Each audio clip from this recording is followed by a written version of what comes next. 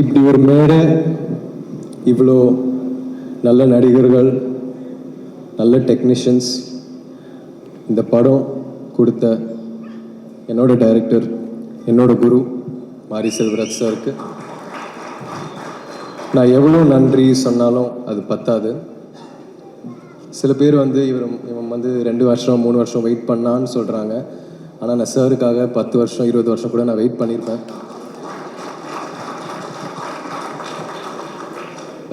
சில பேர் நான் பயங்கரமாக ஹார்ட் ஒர்க் போடுறேன்னு சொல்கிறாங்க. ஆனால் பசுபதி சார் சொன்ன மாதிரி, ஒருவேளை மாரி சார் இந்த படத்தில் நடிச்சிருந்தா இந்த படம் ஆக்சுவலாக உண்மையாக வேறு லெவலில் இருந்திருக்கும். இதை விட இன்னும் கொஞ்சம் நல்லா இருந்திருக்கும்னு நான் நம்புகிறேன்.